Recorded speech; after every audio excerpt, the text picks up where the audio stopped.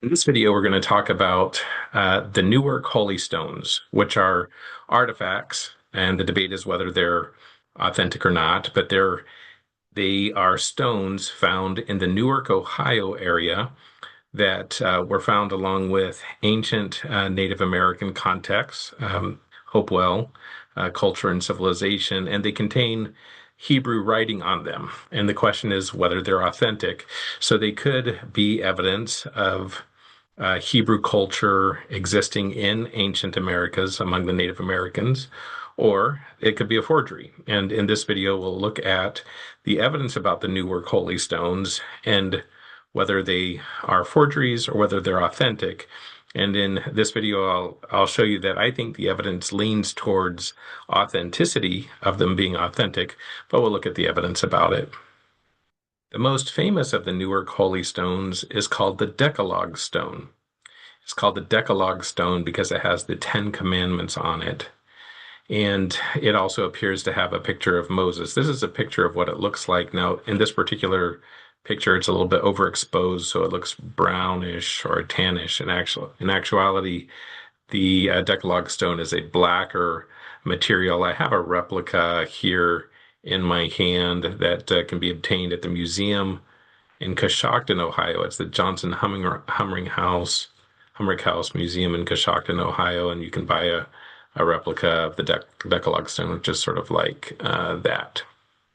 Okay, so what the Decalogue Stone has is it appears to be a picture of Moses. We think this is a picture of Moses because above it has the three Hebrew letters that could be read to be Moshe, which would likely be interpreted as Moses. And then above it has the Ten Commandments. Now, it's written from right to left, starting up at above the top of the arch. It goes down, and then it ends up going all around. Show you the writing goes down, and then it ends up going all the way around the sides and back, and it ends up coming back to a perfect ending right at the beginning. So it appears to have been designed for sort of an incantation or repeated reading of the Ten Commandments. So it would have taken a significant amount of time and preparation and spacing to be able to do that and get it correctly. Now, this Decalogue Stone was found in the Newark, Ohio area. It was found about 10 miles south of Newark at the bottom of a stone mound called the Great Stone Mound. It's about a 50-foot high Hopewell mound made with of piled stone, sort of a pyramid type construction. And at the bottom there was a burial with the burial, sort of a coffin kind of thing with wood. And there was also found what appeared to be a stone, and it was this Decalogue stone within a stone encasing. It was a sandstone casing that had been hollowed out perfectly to fit the Decalogue stone. So again, a work that would require significant abilities and workmanship and preparation to be able to do that. But at any rate, it was found there. And in a previous video about the Newark area, I talked about how there has been carbon dating that has since been done for the wood that was found in the location for the Decalogue stone, and that wood dated to the 1st century AD. So it fits right in the Hopewell time frame. Okay, so now if you go and look up information about it, just the basic information will tend to say that the Newark Holy Stones are forgeries, and we'll look at that. But the Decalogue Stone is the most famous of them, but it's not the only one of the Holy Stones. This is another one here. This is sometimes called the Keystone, and it also had Hebrew writing on 4 sides of it. And we'll get into the interpretation of the Hebrew on the 4 sides of it as well. The Hebrew on this stone uses a slightly different alphabet font than the other one was. So the first one, the Decalogue stone, uses what's called a square Hebrew alphabet, and this is a different style of Hebrew writing there. And then these first 2 were both found by an individual named David Wyrick. And we'll talk about him. Some people accuse him of being a forger of the stones, but he was the one that found each of them. This keystone was found in or around the octagon earthwork in Newark. Some people say it was within the octagon. Some people say it was just outside to the east of the octagon. And and then after Wyrick's death, there are a few additional stones that were found, which unfortunately have been lost. And so all we have left of them is a lithograph, which was done. But these were ended up being found near the stone mound where that Decalogue stone had been found. And it was another that has a little bit of square Hebrew alphabet writing on it. Again, all that's left is a lithograph from it, and this was found after Wyrick's death. And as I'll indicate, I think this is something that points to the idea of the Decalogue stone not being a forgery by Wyrick, since this was something that was found after his death and kind of corroborates what was on the Decalogue stone. But we'll get into that in a little bit. Let's first go, so just turning to the Wikipedia, again, this is sort of the mainstream understanding, and as you'll see from this, it takes the position that the Newark Holy Stones are forgeries. So as it says here, the Newark Holy Stones refer to a set of artifacts. They were discovered by David Wyrick in 1860, although the later one, the Johnson Bradner stones, were found in 1863 later. But the two key ones, the Decalogue stone and the keystone, were found in 1860. The keystone was found first in the summer of 1860, and then in November of 1860, the Decalogue stone was found. And it's related in Native American burial mounds near Newark, Ohio. Again, the keystone was found with the Hopewell earthworks, the octagon earthwork in Newark, Ohio, and the Decalogue stone about 10 miles south in a stone burial mound. Okay, they're both believed to be a hoax. The set's now contained at the Johnson Humrick House Museum in Coshocton, Ohio. You can go see them. And then they're both found together with the Hopewell culture, which has since been dated to 100 BC to AD 500. What's interesting, again, is that people are claiming to these to be forgeries, but the dating lines up consistent with authenticity in that the items were, when the items were found, they were associated with the Hopewell artifacts. They didn't know then in the 1800s, they didn't have carbon dating. They didn't know that the Hopewell would later be confirmed to fit that 100 BC to 500 AD time frame. Nor would they know of the carbon dating that would later come with a wood that was found with the Decalogue stone that was also dated to that 100 first century AD time frame. So the scientific things that later came along actually points to more to authenticity in my view. But we'll go through and we'll look at what it says in terms of the stones. Okay, so it says if you go to the museum, they were originally presented sort of neutrally, but they came under pressure, saying that they're pointing at incorrect theories, which is bad. And so now it's sort of presented in the format of taking the side that they appear to be, saying that they appear to be forgeries. Okay, so then again, it has the pictures. So this is the Decalogue stone. And then on the keystone, which is this one, it has, like I said, Hebrew on four sides. The writing on the four sides says, Holy of Holies in the Hebrew language. Holy of Holies, King of the earth, Law of God, Word of God. It looks like it was designed to be sort of held in the right hand and rotated, sort of like an incantation that you would do for these Hebrew phrases. Holy of Holies, King of the earth, Law of God, Word of God, sort of reminding them of those Hebrew words. Similarly, with a Decalogue stone, it's designed to be done in a sort of an incantation type effect that you would read it in serial form.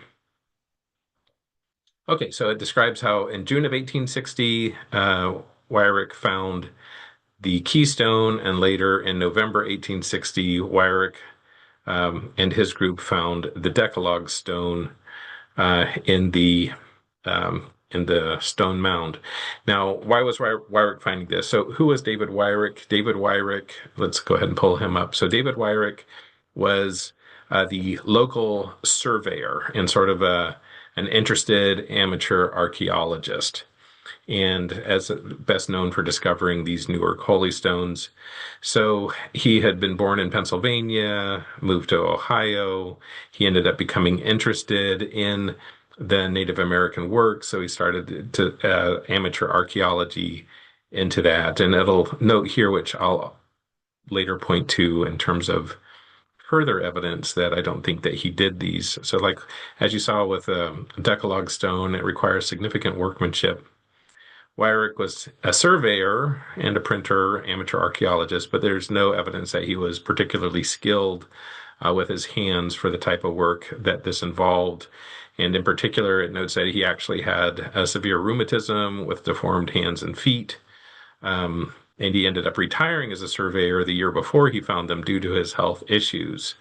And after he found the Decalogue stone and the keystone, he was very convinced that they're real, and he ended up making a pamphlet about it that he printed and published. And what people found is that when his pamphlet that he had printed about it, he couldn't get correctly even just the reproduction of what the Decalogue stone was itself. So in his pamphlet and sort of reproduction of the Decalogue stone, he ended up drawing the Moses incorrectly, and had 38 different errors in trying to replicate the Hebrew letters, suggesting he didn't really fully understand what he was doing, in addition to sort of lacking the skill to do the fraud. Nevertheless, despite those facts, it has long been considered that Wyrick was the one who did this fraud. So again, going back to the Wikipedia. Okay, so the Decalogue stone is called after the Ten Commandments. It's in a unique form of Hebrew. Now, the square Hebrew letters on this have since been found in ancient Hebrew, but interestingly, it's been found in ancient Hebrew post-exile, or post when Babylon conquered Israel. Now, for the Book of Mormon, that's interesting because for us, obviously, Lehi and his party, as well as the Mulekites, they left at the time of the destruction of Jerusalem by Babylon. And so currently these square Hebrew types haven't been found in pre-exile, meaning, in the time frame where the Lehites and the Mulekites would have left Jerusalem. So far, it's only been found post-exile, post Babylon's conquering. So that's an interesting thing too, raising the possibility of, well, maybe this could be authentic Hebrew, but that doesn't actually support the Book of Mormon. Could relate to some other coming over of people of the Hebrews later. So it's an interesting, again, archaeologically, it places at that one in that first century AD. But in terms of the alphabet style, the square Hebrew writing so far has only been found post 600, more recently since the 600 BC timeframe. Okay, and then this shows how the wood found with the Decalogue stone was carbon dated to that first century AD time frame. Could have been within several decades prior to that, and so somewhere in that first century AD. Okay, and then it has the historical context. It talks about theories. And here it'll say that Wyrick was a big believer in the lost tribes of Israel, that the Native Americans are the lost tribes of Israel. Now, that has been said, but that actually hasn't been found in the writings that we have from Wyrick himself. So we don't have that actually from Wyrick himself. And what we do have is that, yes, Wyrick believed that these finds were real, but his writings themselves don't show him pushing this particular belief. And instead, what we have is that after he found these things, and he published a pamphlet saying, these look like real. This is a huge discovery. He got horrible blowback and pushback, which was very hard for him. And what we do have is a letter from him to the Smithsonian, where he basically says, I thought these were real, but maybe I'm wrong. So he kind of says, maybe I was fooled. So it seems pretty clear that he didn't forge them, although many still say that he was the forger. Let me go ahead and show you the letter we have from him. Okay, so this is a portion of his letter in 1863, and as he says, so this is in Wyrick's own writing. This is about 2.5 years after having found the stones, and he published his pamphlet in 1861 saying that he thought that these were authentic, and he got all this blowback, and then so this is him writing in 1863, which turns out to be just the year before he died. He ended up dying in 1864, I believe. But in 1863, he writes to the Smithsonian and he says, you can kind of see his intellectual integrity here. He says, my entire object is to learn and to learn the truth. I don't want to be contrary or different from the facts and theories, but where the evidence shows me I may have made a mistake, I don't want to yield until evidence shows me that I'm wrong. You can't crush anything down my throat until I find for myself it is so. And then in this lengthy letter, he ends up saying that he came across this information which made him think that again, this is before anything had been carbon dated or the Hopewell had been confirmed to fit, that 100 BC to 580 timeframe. He comes up with some information about one of the forts that is near Newark, done by the ancient Native Americans, and he comes up with information from that, making him think that it was pre-Ice Age, and which turns out to be untrue. But nevertheless, in this letter, he says he came across this information with this associated Native American information that looked pre-Ice Age. So this looks maybe it was too old and can't be true. And so he goes on and says, Hebrew stones, I fear, has done the evil. I wish to God someone else had found them than myself. The evidence figured here of the immense antiquity of these works. And then he says, which appears to be too long prior to the Hebrew or Jewish dispensations, raised a fear in my mind that someone has been trying to hoax me. So anyway, that's David Wyrick. It kind of shows that his sort of intellectual integrity, again, outside of after finding these things, he didn't really push the theory, except that it seems clear that he believed it. And then near the end of his life started to fear maybe I was tricked or maybe someone pulled a hoax on me. All right, so then we'll have to look at who could have done this forgery if it was a forgery. Okay, so then again, going back to the Wikipedia. So one of the arguments was that Wyrick was the one who faked these.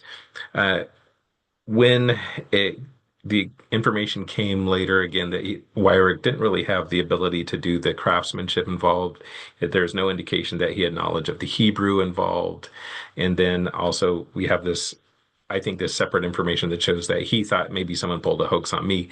So then it became a question of, well, would it have been anyone else? And I'll just note that this person, Beverly Mosley, who was a former art director, when he looked at the stone versus the Wyrick's pamphlet and his copy of the stones, he said he concluded that both images could not have been made by the same person. So it was pretty clear for him that Wyrick did not forge the Decalogue stone. The person who found the stones did not forge the Decalogue stones. And so then the question was, okay, so again, who else could have done it? They wanted to look for somebody, look for people who had Hebrew knowledge that could have done it and the craftsmanship that could have done it. And then where it's sort of in that location and conceivably could have done it. And who they ended up deciding on was a local reverend at the time and a local stonecutter at the time. Now, for the local stonecutter, his name was Elijah Sutton. The local reverend was John McCarty. They were both residents of Newark around the right time frame. Elijah Sutton was a stonecutter. He, would do the tombstones and things like that. He ended up being the one who did the tombstone when Wyrick died, but there's no evidence that he knew Wyrick or was a friend of Wyrick or any other connection other than that. So basically they looked for a stonecutter.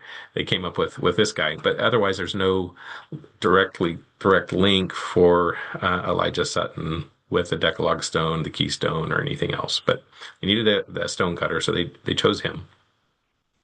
And then they needed somebody who knew some Hebrew, and they chose Reverend John McCarty. Now, Reverend John McCarty was a local minister.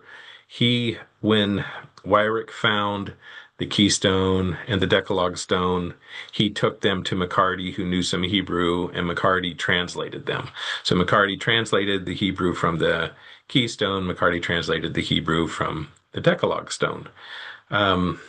So he did know some Hebrew, but that's about it. That's the only really connection they have. So, but they took this connection. They have McCarty and they have Elijah Sutton. Now, some have pointed out that even McCarty, when he translated the Hebrew, he made some mistakes, which if he were the one to have created the forgery, he would have been unlikely to make. There are mistakes which are sort of obvious and embarrassing and kind of make him look bad. So it tends to indicate that he probably wasn't the forger either. With the example being that when McCarty translated the Decalogue Stone, he at first read the writing over the figure. Again, this is the three letters over Moses's head. He read the three letters as meaning Messiah instead of Moses. And so that's sort of an embarrassing mistake, which is it should be pretty obvious for someone that knows Hebrew and looking at the actual stone. So it's an example of even this theory of whether McCarty could have done it. He also made errors in trying to just interpret the stone. So it also is an example of maybe he didn't really know it. Now, in terms of the theory for the source of the design, there's a man named Brad Lepper, and he came up with, this is where he thinks is a source that sort of inspired the design. It doesn't look exactly like the Decalogue Stone, but it's this would have been in a book that would have been available in the 1860 time frame called Discoveries in the Ruins of Nineveh and Babylon. And in it, there is a representation of sort of a figure in an arch with an arm and writing that starts above the head. And this is sort of the closest thing that they've been able to come up with as a possible inspiration for the Decalogue Stone. Okay. Now, again, after the Decalogue Stone and Newark Stone were discovered in 1860, there was a big outcry. Most people considered them to probably be forgeries, but there's people believe them as well. There are two things that happened. One is that there were some stones that were claimed to be found and then determined to be fakes, and it turns out that the local dentist, John Nickel, acknowledged that he created two additional fakes, and he did it for the purpose of undermining belief in the Decalogue Stone and the Newark Stone. And he was kind of successful with that by introducing forgeries that sort of were found and temporarily convinced people, and then showing that no, because he encoded his name so it's clear he did forge them. He kind of encoded his initials in it. Anyway, he produced these fakes to sort of undermine people's belief in the veracity and authenticity of the Decalogue Stone and the Newark Holy Stone. Now, after Wyrick's death, there were some additional stones found. These what I just referred to before, the Johnson-Bradner stones, and the Johnsons ended up being related to how we have the Johnson Humrick House Museum. Again, those stones are lost. They were found near the same location as the Decalogue Stone and have some square Hebrew writing on them that kind of fits with the Decalogue Stone. This is from the museum where the stones are contained. It has the Newark Holy Stones, Ancient Relics or Scientific Forgeries, and I'll show you a couple of the slides from this. So this is where they were found. Again, this is up in Newark, with near the Octagon. That's where the Keystone was found. The Decalogue Stone, or the Stone Mound, down later in 1860. Okay. And then this is the Octagon. They think it was found within the Octagon. There's some other people that think it was found just to the east of the Octagon, just out here. And then talked about how the museum acquired the stones. Again, the keystone, and it'll show you some additional pictures of it. So here's the sides. So it has Hebrew on the front and each sides. Again, it looks like it was designed to be held and rotated. Now, there are some people, and I'll show this in a second, who think that it could have been used sort of like a plumb bob and with a string tied around and then held down. One possible use would be to hold it so that it goes down into the water, and then if the water causes it to move, that indicates the water is flowing and thus pure, and sort of the Hebrew traditions for purity. Okay, and then the Decalogue stone, again, this is what it really looks like, is the darker color, not the tannish color that was shown in the prior picture. Here you can see the sides, how the writing goes all the way around the sides. And again, coming back to a perfect finish, it would require a great deal of planning to get it to come out perfectly. You'd have to know exactly how many letters you're using, how much space you need to plan it out to get it right. Now, the other thing about this stone was that it was found within a stone case. Here it is. Okay, so when it was found, what they found was a stone made, and this is a sandstone, and it has a little protrusion, kind of a groove that matched. And so it was found in a stone mound, and it looked like a stone, but then opens inside, contains the stone made of a different stone material. And so this casing for it, and this is how it was found. Now, for the Decalogue stone, it's using the Hebrew alphabet, but it has a few changes from known Hebrew alphabet. So it's some people at first said, well, it shows that somebody didn't really know Hebrew, but actually it's a consistently coded pattern. So once you make these few changes in the alphabet, it actually runs perfectly. So what it instead shows, it was somebody who did know Hebrew but had a slightly altered Hebrew alphabet that they were using, and this kind of shows the differences that are there. So, for example, the Aleph in the standard Hebrew kind of looks like this, but on the Decalogue stone, it looks like that. And it shows, again, so the Decalogue alphabet, slightly different appearances for each of the Hebrew, or at least some of the Hebrew letters. So as you can see, going down it. And so, anyway, that creates an interesting thing there. Okay, so one of the individuals who's done a great deal of work related to the Newark Holy Stones and the Decalogue Stones is a retired Ohio State University professor. He's not a member of the church. His name is J. Houston McCullough, and he's written some nice articles about it. He takes the position that they're authentic. He believes that it shows a connection post exile, so not consistent with the Book of Mormon, but more people that would have come over to the Americas maybe in the 200 BC to 100 to first century AD kind of time frame. So he has a unique belief there, but he takes the position of that they're authentic. I highly recommend the information that he's presented.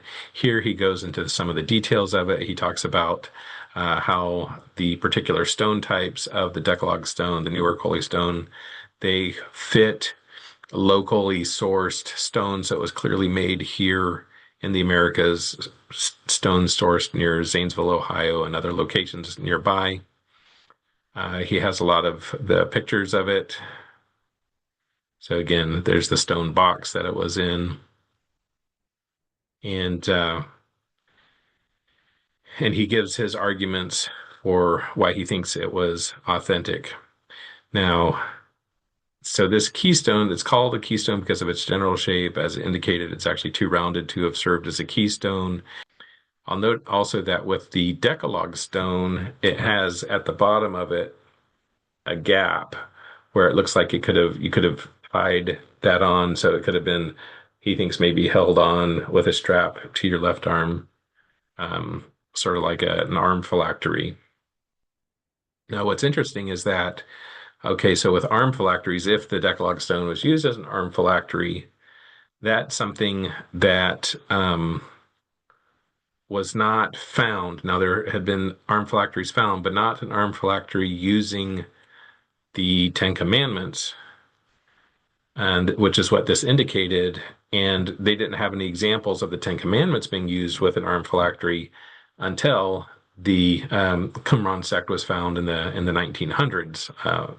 Decades later, which in the Qumran sect, they did have the Decalogue with their, the armed phylactery, a tefillah. So that's another, to me, indication that it's actually authentic. Okay, just a couple of more things here. As indicated, he doesn't think Wyrick could have faked him. As indicated, he made lots of errors when he tried to reproduce the letters. Also, when he tried to reproduce the picture on the front of Moses, he actually has him looking more like he's wearing like a beret or like a 19th century type dress more than a turban and flowing robe. So it doesn't really fit. It kind of shows that Wyrick didn't have the knowledge or skill to have done this. Otherwise, he was just embarrassing himself in terms of his incorrectly not doing a good job in reproducing what the stone shows when he tried to tell people that he thought that they were authentic. Okay, and then here, Professor McCullough also addresses the idea that Wyrick was, like this big fan of the Lost Tribes of Israel theory about the mound builders. He says, well, Wyrick never mentions this anywhere in any of his surviving correspondence. But then finally, there is another scholar who's looked at the Newark Holy Stones who has taken the position that they're genuine. Her particular argument is an interesting one. So she's sort of this specialist in the ancient phonetic-based writing system. She also has a lot of knowledge of the ancient Hebrew culture. And what she says is that there are things about the stones when you look collectively that was not known in the 1800s. So makes her think that they're authentic. But she doesn't think that it goes back to Book of Mormon timeframes. She thinks it shows a connection since then. So sort of like what Professor McCullough believes. So and then she points out that the keystone would have made a good flow detector that fits with the requirements that they would have had for checking water for ritual purification. She also talks about the stone bowl that came with it, how that was there was a small teacup-sized stone bowl that was found nearby as well. And so she thinks collectively it shows a knowledge of Jewish purification systems that really wasn't known in the United States in the 1900s. So she thinks that it couldn't have been forged. So as she says here, the artifacts could not possibly have been created in the 19th century. Nobody had the knowledge necessary to do so. And but then she takes again the position that, she thinks that maybe there was some medieval Jewish people that somehow then came to the Americas or something. But what she doesn't know is that this was before the carbon dating that was done for the wood that was found near the Decalogue stone, which places it to the first century AD. Also, the Hopewell 100 BC to 500 AD time frame. So, and all of these things, including the Decalogue stone, were found at the bottom of a 50-foot tall stone mound. The Decalogue stone was found at the bottom of a 50-foot tall stone mound, the Great Reservoir Stone Mound. So it couldn't have been a medieval connection or something done in the medieval ages, because that would have required having to undo the Hopewell 50-foot tall stone mound, stick it in there, redo the 50-foot tall stone mound without anybody seeing that it had been disturbed or changed. It doesn't make sense. So it really, when you look at the context of where it was found, there's only two choices. Either it's authentic first century AD, or it was inserted at the time of discovery in 1860. Those are the only two choices. It couldn't have been done in the middle time frame. So what her argument saying is that it couldn't have been done in the 19th century. What that really does then is point to it as being authentic and older than that. All right, I'll go ahead and stop share there. Okay, so more discussions could be had about the Decalogue stone and the Newark holy stones. They can't prove that they're authentic, but they also can't be proven to be forgeries. I think the balance of the evidence points to them being authentic because there are things about them that would have required knowledge, skills, and abilities that don't seem to have been there in the 1800s for the people that are accused of forging them. There's also no evidence of the forgery for them. So I think that they're authentic. And I think that they point to the existence of Hebrew culture, Hebrew language among the ancient Native Americans, including in the Hopewell culture, which, as you said before, fit the Book of Mormon timeframe because the Hopewell culture do fit the Nephite timeframe. So I think it's evidence of the Nephites and the Book of Mormon time frame, the existence of Hebrew in ancient North America. So I think it is a good evidence for the Book of Mormon. I look forward to your thoughts and comments on that. Thanks.